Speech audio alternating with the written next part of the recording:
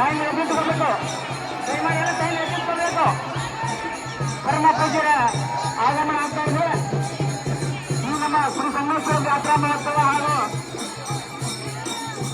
ನೂತನ ರಥದ ಲೋಕಾರ್ಪಣೆ ಕಾರ್ಯಕ್ರಮವಾಗಿ ನಮ್ಮ ಗ್ರಾಮದಲ್ಲಿ ನಡೆಸಿರ್ತಕ್ಕಂಥ 8 ದಿನಗಳ ಆಧ್ಯಾತ್ಮಿಕ ಪ್ರವಚನ ಕಾರ್ಯಕ್ರಮದ ಈಗ ಸಾರಿಕೊಂಡಿರ್ತಕ್ಕಂಥ ಶ್ರೀಮನ್ನಿರಂಜನ ಪ್ರೌಢಸ್ವರೂಪಿ ಅಭಿನಯ ಮೃತ್ಯುಂಜಯ ಮಹಾಸ್ವಾಮಿಗಳು 12ನೇ ಸೇವೆ ಮಹಾಮಂಡಲ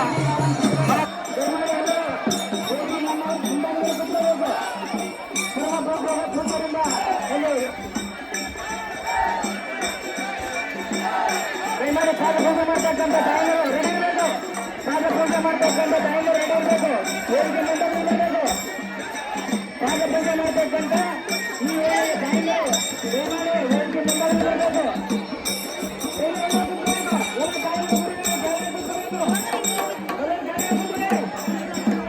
ನಮ್ಮ ಭಕ್ತರು ಎಲ್ಲ ರೆಡಿ ಮಾಡಿ ಇಟ್ಟವಂತ ಜನ ಇವೆಲ್ಲ ನಮ್ಮ ಟೆನ್ಸ್ಕೊಂಡು ಬರ್ತೀರಿ. ಇನ್ನೇನು ಪಾಪ ಸ್ವಲ್ಪ ತಗೊಳೋದ್ ಬೇಡ, ನಮ್ಮ ಭಕ್ತ ಸ್ವಲ್ಪ ಚಲೋನಾಗ ಪ್ರಸಾದ ತಗೋಲಿ ಸಂಗಮೇಶ್ವರ ಅಂತ ಅಂದು ಬಹಳ ಅಚ್ಚುಕಟ್ಟಾಗಿ ಪ್ರಸಾದ ವ್ಯವಸ್ಥೆ ಮಾಡಿದ್ದಾರೆ. ಎಲ್ಲಾ ಚಂದಾಗಿ ಭಕ್ತಿಯಿಂದ ಮಾಡಿದ್ದೀರಿ. ಇವತ್ತು ಲಾಸ್ಟ್ ಅಜ್ಜವನ ಪ್ರವಚನದ ಮುಕ್ತಾಯದ ಕಾರ್ಯಕ್ರಮ. ನೀವು ಮುಂಚೆ ಹೇಳಿದ್ರಂದ್ರೆ ನೀವು 8 ದಿನ ಪಾದಯಾತ್ರೆ ಮಾಡಕ್ ಬರ್ತಿದ್ರು ಕಾಕಾಗಳು. ನೀವು ಅಡ್ಡಾಡ್ಸೋದು ನೋಡಿದ್ರಿ. ಪಾಪ ಅಲ್ಲಿ ಒಬ್ರು ಓಣಿ ಒಳಗೆ ರಂಗೋಲಿ ಹಾಕಿದ್ರು. ಅವ್ರು ಮುಂದೆ ಬಂದು ನಿಂದ್ರಿಸಿದ್ರು.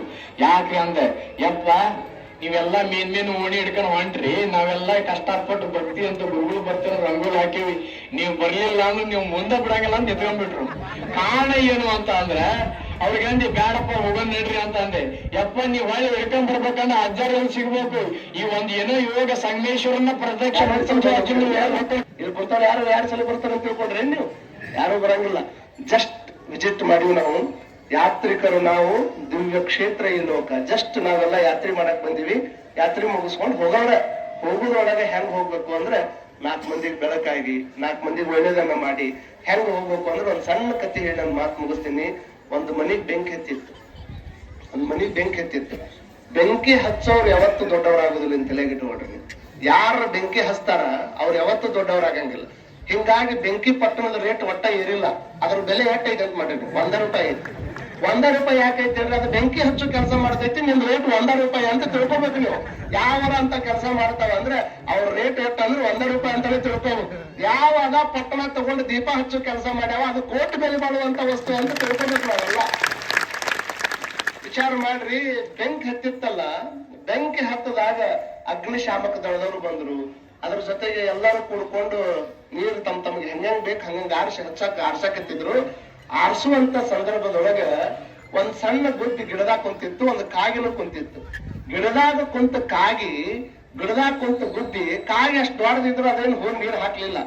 2 ಇಂಚಿನ ಗುಬ್ಬಿ ಅರ್ಧ ಇಂಚಿನ ಚೊಂಚಿನೊಳಗೆ ಹೋಗಿ ನೀರ್ ಹಾಕ್ತಿತ್ತು ಸುಡುವಂತ ಮನಿ ಮೇಲೆ.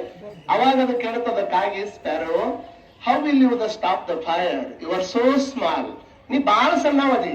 ನೀ ಸಣ್ಣವ್ 2 ಇಂಚಿನ ಚೊಂಚಿನಾಗ ಅರ್ಧ ಇಂಚಿನ ಚೊಂಚಿನಾಗ ಹೋಗಿ ಆ ನೀರ್ ಹಾಕಕತ್ತಿಯಲ್ಲ, ಆರ್ತೈತಿ ಏನದು ಅಂತ ಕೇಳಿದ್ರ ಅವಾಗ ಸ್ಪ್ಯಾರೋ ರಿಪ್ಲೈಡ್, ಅದ ಹೇಳ್ತದ, ನೋಡು ನಾನ್ ಆರ್ಸಾಕತ್ತೀನಿ ಅನ್ನುವಂತ ಕಾರಣಕ್ಕೆ ನಿಂಗೆಲ್ಲ ಕೇಳಕತ್ತೀಯಲ್ಲ, ನನ್ನ ಅರ್ಧ ಇಂಚಿನ ಚೊಂಚಿನೊಳಗೆ ಹೋಗಿ ನೀರು ತಗೊಂಡು ಹಾಕಿದ್ರೆ ಆ ಮನಿ ಆರೋದಿಲ್ಲ, ನನಗೂ ಗೊತ್ತೈತಿ. ಆದ್ರೆ ಹಾಕಾಕತ್ತಿರುವಂತ ಉದ್ದೇಶ ಏನು ಅಂತಂದ್ರೆ ನಾನ್ ತಿಳ್ಕೊಂಡಿನಿ ಈ ಮನೆ ಬಹಳ ದೊಡ್ಡದದ. ಮುಂದೊಂದು ದಿವಸ ಇದನ್ನ ಸುಡೋದಕ್ಕೆ ಯಾರು ಪ್ರಯತ್ನ ಪಟ್ರು, ಇದನ್ನ ಆರಿಸೋದಕ್ಕೆ ಯಾರು ಪ್ರಯತ್ನ ಪಟ್ರು ಅಂತ ಇತಿಹಾಸಕಾರರು ಬರೀತಾರ. ಮಸ್ಟ್ ಅಂಡ್ ಸುಡ್ ನನ್ನ ಹೆಸರು ಬೆಂಕಿ ಆರಿಸ್ತವ್ರ ಲಿಸ್ಟ್ನಾಗ ಇರ್ಬೇಕೆ ಹೊರತಾಗಿ ಬೆಂಕಿ ಹಚ್ಚಿದವ್ರ ಲಿಸ್ಟ್ನಾಗ ಇರಬಾರ್ದು ಅಂತ ತಿಳ್ಕೊಂಡು ನಾನ್ ನೀರ್ ಹಾಕಾಕತ್ತೀನಿ ಅಂತ ಒಂದು ಗುಟ್ಟು ನಮ್ಗೆ ಹೇಳ್ತದ ಅಂತಂದ್ರೆ ಮನುಷ್ಯ ಎಷ್ಟು ಕೆಟ್ಟವಾಗಿಬಿಟ್ಟಾನ ಅಂತಂದ್ರೆ ಇಲ್ಲಿ ಕುಂತವ್ರು ಎಲ್ಲರಿಗೂ ಗೊತ್ತೈತಿ ಎಷ್ಟು ಕೆಟ್ಟವಾಗಿಬಿಟ್ಟಾನ ಮನುಷ್ಯ.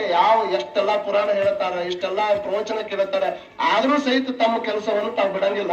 ಆದ್ರೆ ಸೌದಿ ಗ್ರಾಮ ಅದಕ್ಕ ಅಪವಾದ ಅನ್ನೋ ಹಂಗ ಇಷ್ಟೆಲ್ಲಾ ಕೂಡಿ ಬಹುತೇಕ ನಾನು 10,000 15,000 ಮಂದಿ ಮೇಲೆ ಕೂಡಿಸಿ ಪ್ರವಚನ ಮಾಡಿವಿ. ಇಷ್ಟು ಹುರುಪಿನ ಮಂದಿ ನಾವೆಲ್ಲಿ ನೋಡಕ್ ಸಾಧ್ಯ ಆಗಿಲ್ಲ ಅನ್ನುವಂಥದ್ದನ್ನ ನಾವೆಲ್ಲ. ಯಾಕಂದ್ರೆ ನಾವು ಹೋಗಿ ಹುರುಪ್ ಹಾಕಿದ ಮೇಲೆ ಹುರುಪಾಕೈತ್ ಮಂದಿ 10 ಬಂದ ರೋಟಿ ಅಂತ ತಿಳ್ಕೊಂಡು 1ನೇ ದಿವಸ 50 ಮಂದಿ ಇರ್ತೈತಿ. ಆಮೇಲೆ ಕುಡ್ದೈತ್ ಮಂದಿ. ನಿಮ್ ಊರಾಗ ನಾವು 1ನೇ ದಿವಸದಿಂದ ನೋಡಕತ್ತೀನಿ. ಅದಕ್ಕೆ ನಿಮ್ ಊರಾಗ ಇದನ್ನ ಹೇಳ್ಬೇಕು ಬಿಡ್ಬೇಕು ಬೇಡ ಗೊತ್ತಿಲ್ಲ. ಹುಡುಗ ತಾಯಿ ಮಕ್ಕಳಿಗೆ ಇದನ್ನ ಹಾಕಿಟ್ಟಿದ್ಲಿ, ಏನು ಹಾಲು ಕುಡಿಸಕ್ಕಂತ ಹಾಲು ಹಾಕಿಟ್ಟ. ಹಾಲು ಕುಡಿಸ್ಬೇಕು ಅನ್ನೋದ್ರಾಗನ ಒಂದು ನೊಣ ಬಂದ್ ಬಿತ್ತದ್ರಾಗ. ಇಷ್ಟ ಮಂದಿ ತಾಯಂದ್ರ ಕೂಡಿರಲ್ಲಿ ಹೂವಾಪುರ ನೊಣ ಬಿತ್ತು ಹಾಲು ಕುಡಿಸ್ತೀರಿ ನಿಮ್ ಮಕ್ಕಳಿಗೆ? ಯಾಕೆ ಕುಡಿಸಂಗಿಲ್ಲ? ನೊಣ ಅಂದ್ರೆ ವಿಷ. ವಿಷದ ಹಾಲು ಕುಡಿದ್ರ ಮಕ್ಕಳು ಹೊಟ್ಟೆ ಕೆಡ್ತೈತೆ ಅನ್ನುವಂತ ಕಾರಣಕ್ಕೆ ಯಾವ ತಾಯಿನೂ ಹಾಲು ಕುಡಿಸಂಗಿಲ್ಲ. ಹಿಂಗ ಹಾಲು ಚೆಲ್ಲಿದ್ದು ನೊಣ ಹೊರಗೆ ಬಿತ್ತು. ಆ ನೊಣ ವಿಷ ಅನ್ನೋ ಕಾರಣಕ್ಕೆ ಹಾಲು ಕುಡಿಸೋದು ಬಿಟ್ರ ಆ ನೊಣ ತಿಂದು ಒಂದು ಪ್ರಾಣಿ ಬದುಕ್ತೈತಿ. ಯಾವ್ದಪ್ಪ? ನೊಣ ಯಾವ ತಿಂತೈತಿ? ಹೇಳ್ಬೇಕಲ್ಲ ಪಟ್ಟ ಯಾವ ತಿಂತೈತಿ? ಹಲ್ಲಿ ನೊಣ ತಿಂದು ಬದುಕ್ತೈತಿ. ಅಂದ್ರೆ ನೊಣದಕ್ಕಿಂತ ಹಲ್ಲಿ ಬಾಳ ವಿಷಯ ಹೌದಲ್ಲ? ಹಲ್ಲಿ ತಿಂದು ಬದುಕುವಂತ ಒಂದು ಪ್ರಾಣಿ ಐತಿ. ಯಾವುದು? ಹಲ್ಲಿ ತಿಂದು ಬದುಕುವಂತ ಪ್ರಾಣಿ ಒಂದು ಕಪ್ಪಿನ ತಿಂತೈತಿ. ಹಲ್ಲಿನ ಬಿದ್ದು ಹಲ್ಲಿನ ಕಪ್ಪಿನ ತಿಂದು ಬದುಕ್ತದ. ನೊಣ ಬಾಳ ವಿಷ. ನೊಣ ತಿಂದು ಬದುಕುವಂತ ಹಲ್ಲಿ ಬಾಳ ವಿಷ. ಹಲ್ಲಿ ತಿಂದು ಬದುಕುವಂತ ಕಪ್ಪಿ ಬಾಳ ವಿಷ. ಕಪ್ಪಿ ತಿಂದು ಬದುಕುವಂತ ಪ್ರಾಣಿ ಯಾವುದು? ಹಾವು. ಹಾವು ಏನಾದ್ರೂ ಸತ್ತ ತಿಪ್ಪಿಯಾಗಿ ಬಿತ್ತಂದ್ರೆ ಕಾಲು ಕೆದರುವಂತ ಒಂದು ಪ್ರಾಣಿ, ಅದನ್ನ ತಿಂದು ಬದುಕ್ತದ. ಯಾವುದು? ಹದ್ದು ತಿಂತದ. ಮತ್ತೊಂದು ಯಾವುದು? ಇದು ಬೇಕಾಗಿತ್ತು ನನಗೆ ಉತ್ತರ. ನೋಡ್ರಿ, ವಿಚಾರ ಮಾಡ್ಕೊಡ್ರಿ. ಇದು ಬೇಕಾಗಿತ್ತು. ಸಣ್ಣದೊಂದು ನೊಣ ಬಾಳ ವಿಷ. ನೊಣದಕ್ಕಿಂತ ಹಲ್ಲಿ ಬಾಳ ವಿಷ. ಹಲ್ಲಿ ತಿಂದು ಬದುಕುವಂತ ಕಪ್ಪಿ ಬಾಳ ವಿಷ. ಕಪ್ಪಿ ತಿಂದು ಬದುಕುವಂತ ಹಾವು ಬಾಳ ವಿಷ. ಹಾವು ತಿಂದು ಬದುಕುವಂತ ಕೋಳಿ ಬಾಳ ವಿಷ.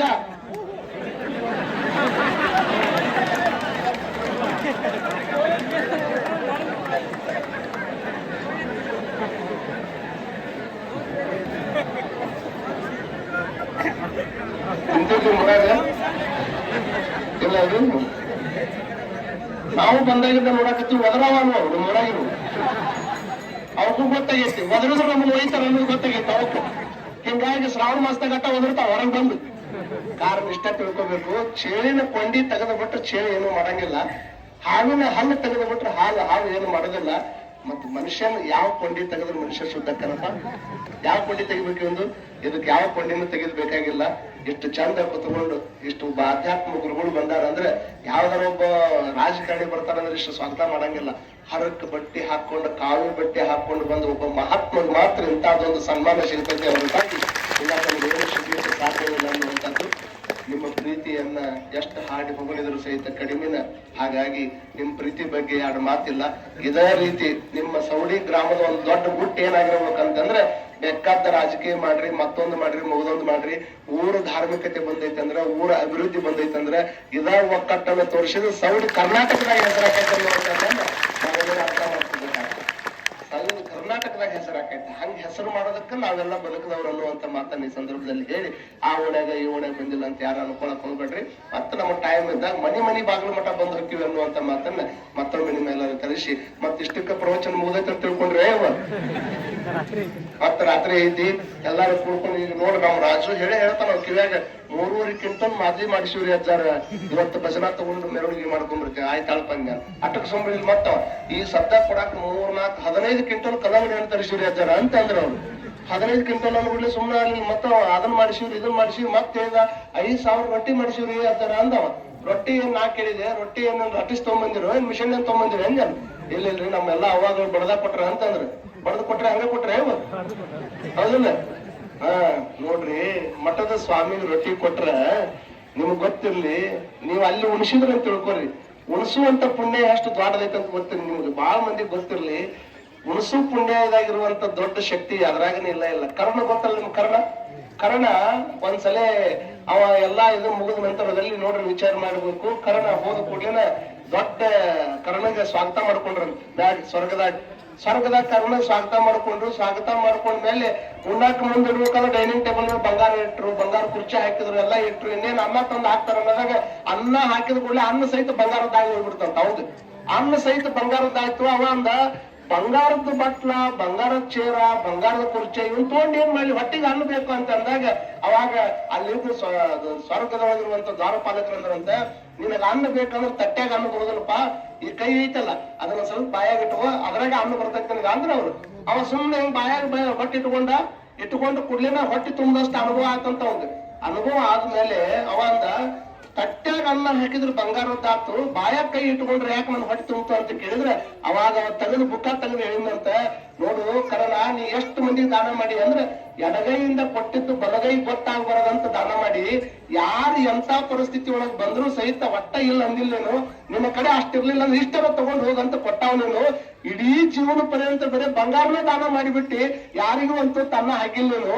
ಆದ್ರ ಎಲ್ಲಾ ಮುಗಿದು ನಿನ್ನ ಕೈಯಾಗಿ ಏನು ಇರ್ಲಾರ್ದಂತ ಟೈಮ್ದಾಗ ಒಬ್ಬ ಬಂದು ನಾನು ಹೊಟ್ಟೆ ಹಸ್ತೈತ್ರಿ, ನಾ ಹೋಗಿ ಊಟ ಮಾಡ್ಬೇಕು, ಅದಕ್ಕೆ ಒಂದಿಷ್ಟು ಅನ್ನ ಕೊಡ್ರಿ ಅಂದಾಗ ನಿನಗ ಅನ್ನ ಕೊಡಕ್ ಏನು ಇರ್ಲಿಲ್ಲ. ಅಂತ ಟೈಮ್ದಾಗ ಇಲ್ಲೇ ಸೌಡಿ ಒಳಗೆ ಏನ್ ದೊಡ್ಡ ದಾಸೋಹ ನಡೆದಿಲ್ಲ, ಹಂಗ ಅಲ್ಲೊಂದು ದೊಡ್ಡ ದಾಸೋಹ ನಡೆದಿತ್ತು. ನನ್ನ ಹತ್ರ ಕೊಡಾಕ್ ಏನಿಲ್ಲಪ್ಪ, ನನ್ನ ಹತ್ರ ಕೊಡಾಕ್ ಏನಿಲ್ಲ, ಬಟ್ ಮಾಡಿ ತೋರಿಸಿದ್ದಕ್ಕ, ಬರೇ ದಾಸೋಹ ನಡೆದ ಜಾಗ ತೋರಿಸಿ ಅವ್ನ ಹೊಚ್ಚಿ ತುಂಬಿಸಿದ್ದಕ್ಕ ಈ ಕೈ ಬಟ್ಟಿನ್ಯಾಗ ದೊಡ್ಡ ಶಕ್ತಿ ಬಂದೈತೆ ಅಂತ ಅವ್ರು ಹೇಳ್ತಾರ. ಅಂದ್ರೆ ಬರೇ ನೆಡದಲ್ಲಿ ತೋರಿಸಿದ್ರೆ ಇಟ್ಟಾಕೊಂಡ್ರೆ ಶಕ್ತಿ ಬಂದೈತೆ ಅಂದ್ರೆ ಮತ್ತೆ ತಟ್ಟಿ ರೊಟ್ಟಿ ಕೊಟ್ಟಿಲ್ಲ ಅಂದ್ರೆ ನಿಮ್ಮ ಕೈಯಾಗ ಎಷ್ಟು ಶಕ್ತಿ ಬಂದಿರ್ಬೇಕಯ್ಯವ್ವ. ಮತ್ತು ಅವನು ರೊಟ್ಟಿ ತಟ್ಟಕ್ಕಿಡ್ಬೇಕು, ಮತ್ತು ಗಂಡನ ಕಪಾಳ ತಟ್ಟಿಗಿಟ್ರು ನೀವು ಅಜ್ಜ ಹೇಳ್ತಡಿ ಅಂತ ತಿಳ್ಕೊಂಡು ಹೆಂಗ್ ಬೇಕಾದಂಗ್ ಮಾಡೋಂಗಿಲ್ಲ. ಇದ ಪ್ರೀತಿ ವಿಶ್ವಾಸ ಹಿಂಗೆ ಇರ್ಬೇಕು, ಎಲ್ಲಾರು ನಕ್ಕೊಂತಿರ್ಬೇಕು, ಜಗಳ ಮಾಡಬಾರ್ದು, ಒಟ್ಟ ಜಗಳ ಮಾಡಕ್ ಹೋಗ್ಬಾರ್ದು, ಮಾಡಿದ್ರೆ ಮಾಡ್ಬಾರ್ದು, 4 ಮಂದಿ ಮುಂದೆ ತರಬಾರ್ದು, ತಂದ್ರೆ ತರಬಾರ್ದು, ತಗೊಂಡ್ ಪೊಲೀಸ್ ಸ್ಟೇಷನ್ ಮೆಟ್ಲ ಹತ್ಬಾರ್ದು, ಹತ್ತಿದ್ರೆ ಹತ್ತುವರಕ್ಕೆ FIR ಹರಿಸಬಾರ್ದು, ಹರಿಸುವಲ್ರಕ್ಕ ಅದನ್ನ ತಗೊಂಡು ಹೋಗಿ ಕೋರ್ಟ್ ಮೆಟ್ಲ ಹತ್ಬಾರ್ದು, ಹತ್ತಿದ್ರೆ ಹತ್ತುವಲ್ರಕ್ಕ ಈ ಕಡೆ ಜಮೀನಿಲ್ಲ ಆ ಕಡೆ ಜಾಮೀನಿಲ್ಲ, ಮಕ ಒರೆಸ್ಕೊಂಡು ಊರು ತುಂಬಾ ಅಡ್ಡಾಡ್ಬಾರ್ದು ಅನ್ನೋದ ಇವತ್ತಿನ ಕೊನೆ ಮಾತನ್ನುವಂತ ಮಾತನ್ನು ಈ ಸಂದರ್ಭದಲ್ಲಿ ಹೇಳಿ, ಈಗ ನೀವು ಎಲ್ಲಿದ್ರೆ ಅಲ್ಲೇ ಹೋಳಾಗಿ ಬಿಟ್ಬಿಡ್ಬೇಕು ನನ್ನ. ಯಾಕಂದ್ರೆ ನಾ ಏನೋ ಸ್ನಾನ ಮಾಡಿ ಹುಬ್ಬಳ್ಳಿಗೆ ಹೋಗಿ ಗದಿ ಹೋಗಿ ಬರ್ಬೇಕು. ಮತ್ತ ಹಂಗ ಹೇಳಿದ್ನಲ್ಲ ಹೊರಗೆ ಜಗ್ ಯಾಕಂದ್ರೆ ಎಲ್ಲಾರ ಕೂತಾಗಿದೆ ಸಂಗಮೇಶ್ವರ ಗೊತ್ತಾಕೈತಲ್ರಿ ನಿಮ್ಗೆ. ಯಾಕಂದ್ರೆ ಯಾವಾಗ ಊಟ ಯಾವಾಗ ಊಟ ಹೊರಗಟ್ಟ ಬಾರಿ ಚಂದ, ಯಾಕೆ ತ್ರಾಸ ಆದ್ರೆ ನಕ್ಕೊಂತ ಕುಂದಿರ್ಬೇಕು ನಾವು. ಗಪ್ಪ ಮಕ್ಕ ಹಾಕೊಂಡು ಇದೇನ್ರಿ ಸ್ವಾಮಿಗಳು ಗಂಟು ಮಕ್ಕ ಹಾಕೊಂಡು ಕೂತಾರ ನಮ್ಗೆ ಬೇಕಾಗಿ ಮಂದಿ. ಅದಕ್ಕೆ ಏನಾಗಂಗಿಲ್ಲ, ಇನ್ನೇನ್ ಮತ್ತೆ ಹೇಳೋದು ಬೇಡ ಸರ್, ಎಲ್ಲ ಹೇಳ್ಬಿಟ್ಟಿನಿ ನಾನು. ಯಾವ ಸನ್ಮಾನ ಬೇಡ ಏನು ಬೇಡ, ನಮ್ಗೆ ಇಲ್ಲಿಂದ ಕೈ ಬಿಟ್ಬಿಟ್ರೆ ಅದ ದೊಡ್ಡ ಸನ್ಮಾನ. ಕುಡ್ಕೊಂಡು ತಲೆ ಮೇಲೆ ಕೆಂಡೋಗಟ್ಲೆ ಹೂ ಹಾಕಿರಿ, ಇದಕ್ಕಿಂತ ದೊಡ್ಡ ಸನ್ಮಾನ ಮಾಡೋರು ಇದೇನು? ಇದಕ್ಕಿಂತ ದೊಡ್ಡ ಸನ್ಮಾನ ಇನ್ನೇನಿಲ್ಲ. ಈ ಹಾರ ಮಾಲಿ ಎಲ್ಲ ಬಿಟ್ಟು ಲಾಸ್ಟ್ನೇಕ್ ಒಂದ್ ಮಾತು ಕೇಳ್ತೀನಿ ನಿಮ್ಗೆ. ನಮ್ಗೆ ಏನ್ ಬೇಕಂದ್ರೆ ನಿಮ್ಮ 6 ಇಂಚಿನ ಪಾಕೆಟ್ನಾಗಿರುವಂತ ನೋಟ್ ಬದಲಿ ನಿಮ್ಮ ಪುಟ್ಟ ಹೃದಯದೊಳಗೆ ಒಂದು ಮನಪಾಡ ಮಟ್ಟಕ್ಕೆ ಪ್ರೀತಿ ಕೊಟ್ಟು ಇದಕ್ಕಿಂತ ದೊಡ್ಡ ಯಾವುದಿಲ್ಲ ಅಂತ ಅನಿಸ್ತಲ್ಲ.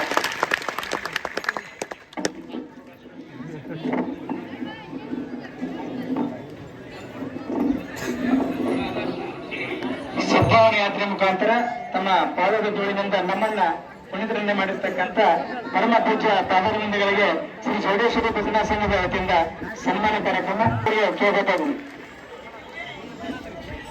ಅದೇ ರೀತಿಯಾಗಿ ಈ ವೇದಿಕೆಯಲ್ಲಿ ಸಾನ್ನಿಧ್ಯ ವಹಿಸಿರ್ತಕ್ಕಂಥ ಮತ್ತೂರು ಪರಮ ಪೂಜ್ಯರಾಗಿರ್ತಕ್ಕಂಥ ಓಂ ಗುರುಗಳು ಸಹಿತ ಈ ಒಂದು ವೇದಿಕೆಯಲ್ಲಿ ಗುರುಗಳ ಪಾದಾರವಿಂದಗಳಿಗೆ ಭಕ್ತಪೂರ್ವಕ ಇರ್ತಕ್ಕಂಥ ಒಂದು ಗೌರವ ಸಮರ್ಪಣೆ ಈ ಒಂದು ಕಾರ್ಯವನ್ನು ಸಹಿತ ಈ ಪ್ರೀತಿ ಪರೀಕ್ಷೆಯವರು ನಡೆಸಿಕೊಡ್ಬೇಕು.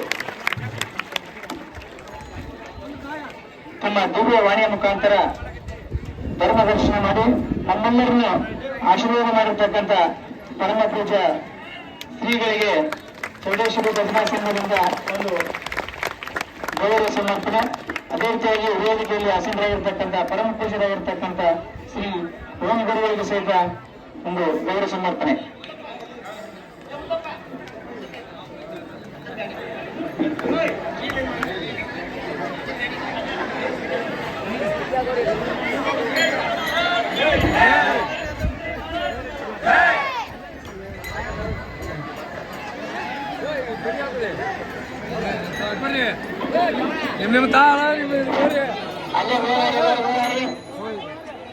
सब जगह बड़ी अदर जगह बड़ी